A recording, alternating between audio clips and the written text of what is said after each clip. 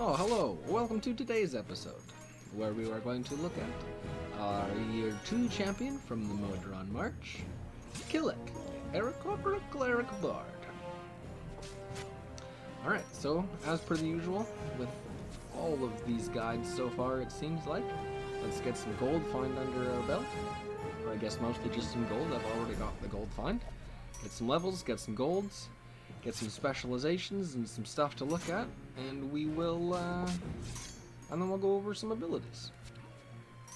For said bardic clerical bird man.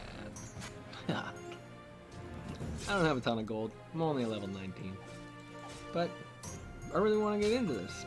I don't really know how I want to do it, so I just want to do it so I can stop thinking about how I'm going to do it and just do it. You know. Okay. So, looking at Qillek. First thing. Yeah, I really don't...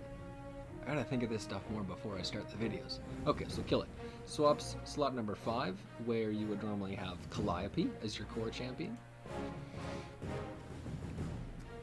Unlocks for 2 million, which I think is a little bit, I think is double from what Calliope takes. So first, increased damage. So our first ability heals all damaged champions for 12.16 per second. This amount is increased for champions not adjacent to Qillek by 25% for each additional slot away they are from Qillek. So in this instance, of course, this far row is going to get the most in terms of healing. Global damage, regular damage. So that healing just applies to anybody. More spread out formations will benefit more from it, being you'll get more distance from them. For that, you'll want to also keep her the farthest back so that your tanks up front catch the most healing from it. Our next ability at level 90, increase the damage of champions adjacent to Qillek by 50% for each champion not adjacent to Qillek. So, that's an interesting one. We've got a number of champions that increase damage of non-adjacent champions. This one, a little bit backwards to that, is kind of neat. Again, sort of works with anybody. The formation you have to work with will definitely decide how useful this ability is going to be for you.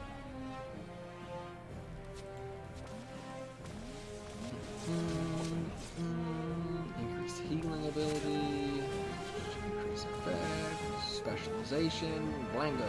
Okay, so now the damage bonus can now apply to champions 2 slots away at half efficiency, so you can increase damage of more people. Or if you pick the Empowered Blessing, champions exactly 2 slots away who would have gotten the buff with the other specialization choice now contribute twice as much to Bless. So, again, depending on formation, this is definitely going to affect the decision you want to make here. Also, potentially your playstyle as well. I always go with Empowered Blessing. I'm a big fan of more damage. Best defense is a good offense. Can't win unless you're murdering people, so you get to murder it. So we'll just pick the damage for now. I'm not actually going to necessarily build the formation. I just need to pick it so I can carry on, right? Then you get her ultimate at level 290. Qillek rains purple feathers from above, calming all attacking monsters and reducing their attack and enrage speeds to 1/3 for the next 30 seconds. So that's nice. It blankets the whole screen. It'll be hard to...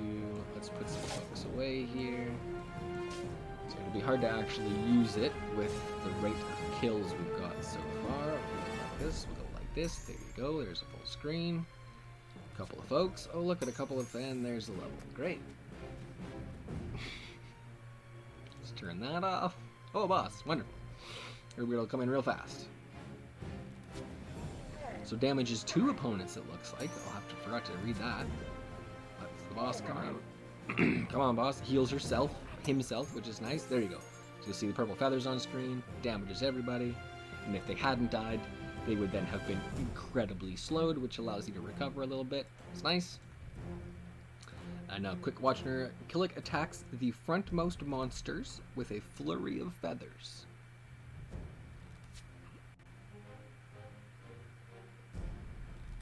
Well, how many of them? Is it frontmost monsters because it's area of effect? So there's 2. Give me 3 at a time. 2. Okay, 2. There you go. Keep going. Here we got level 340. Okay, this is where things get complicated with her. Qillek contributes to the Airwa synergy pool as follows. 100% per champion at max health, or 66 if no champions are. Oops, sorry. Increased by 50% for each champion Qillek has effectively healed in the last 10 seconds. Qillek's Bless is then increased by 25% of the total synergy pool. Okay. Excellent. So the Airwa synergy pool. That'll be a thing that comes up.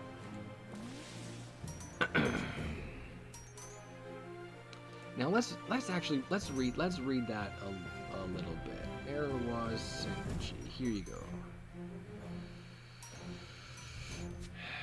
100% per champion at max health. So that can get you up to what, 1000% if it is additively increased. For each champion Qillek has effectively healed, so you're going to want to be taking damage. That's definitely an end game. It's a wall breaking ability kind of there. Her Bless, so a static increased by 25% of the Airwa synergy pool. So you get the static bonus, but then it also stacks as she heals people. But it decreases when people take damage because then they're not at max health. So that'll be a funny one to play with a little bit to figure out how effective it really is. But I think then from there, it's just going to be... Yeah, upgrades are the same thing. Let's check this out. Max, global upgrade, self-upgrade, ability max, upgrades, we gotta go, empowered max, ultimate, unlock, synergy unlock. Okay, yes. So that is all of Qillek.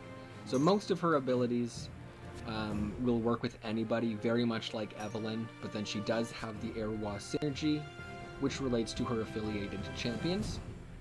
So Isla and Sentry will both also have Airwa synergy effects, I do believe. Let's put Boo away here. So we've got Sentry in slot number 4 instead of Jarlaxle. And Isla is in slot 10? No, slot 9.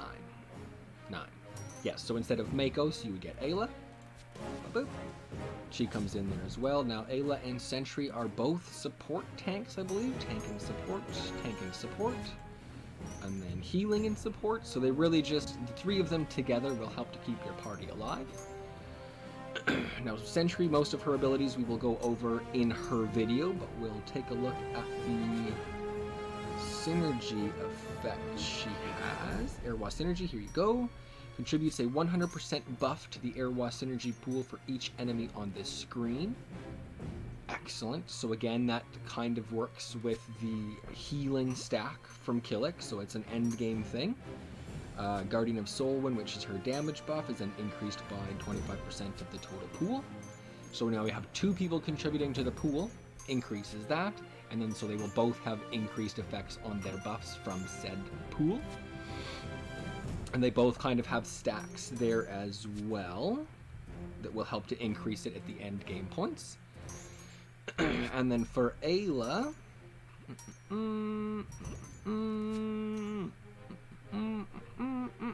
Airwa synergy, here you go. Contributes to the pool as follows: 100% per electrified enemy on the screen, which she will electrify every 4 to 2 seconds, depending on your specialization. To a max of 10,000%. Oh, that's cool. Electrified enemies then take additional damage equal to 25% of the total pool. Excellent. So again, stacking. The more electrified enemies, or more enemies on the screen that are not being killed, the higher that pool goes up to, the more damage everybody takes, and the higher the buffs from the other two champions go. So a very nice trio they are to work with. No primary damagers in there, but in terms of keeping your party alive, they will do you a lot of good.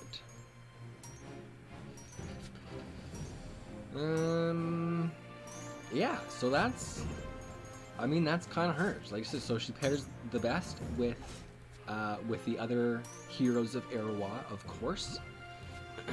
Being there are only 3 of them, that is an easy goal to attain, unlocking all of them. Especially if you already have Qillek, that is only 2 more champions. And then for the rest of her abilities, she kind of works with anybody. I will be going, as I go through all of the champions, I'll be taking notes, and so when I upgrade my machine to be able to make better quality videos in terms of audio and video recording, I will then compile some greater synergy facts on who to use best and the formations they go best in. But for now, I would say she pairs pretty well with anybody, and it's a very nice addition to have the other 2 affiliated champions as well. She's a good damage buffer, she's a good healer. For those end game bits, her ultimate is good, slows people down, clears the screen if you can get the damage up enough to actually kill people. She is a pretty solid end game champion for sure. And my equipment with her is pretty low, so I don't use her a ton. That can be said for most of these champions.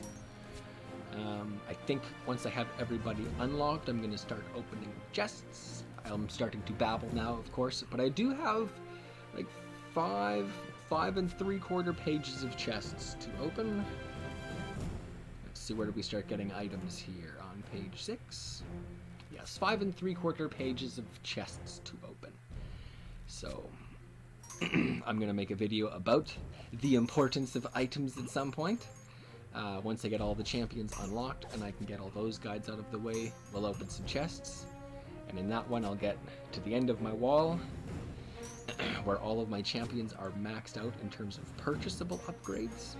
And then I will open the equipment, all of the chests, to see what kind of difference, like a 1.5 years worth of accumulated chests can make. If I can get to level 400, we'll pop open some chests and see what the difference is. Anyways, like I said, rambling. Yeah, there you go. That's Qillek. I don't know how to end these. I'm very much... It's like with an answering machine, leaving a voicemail. I'm expecting some sort of response while I say goodbye, or whatever. But of course there is none, as you are not here. You cannot see this until I have already said goodbye. So, there you go. Okay, bye.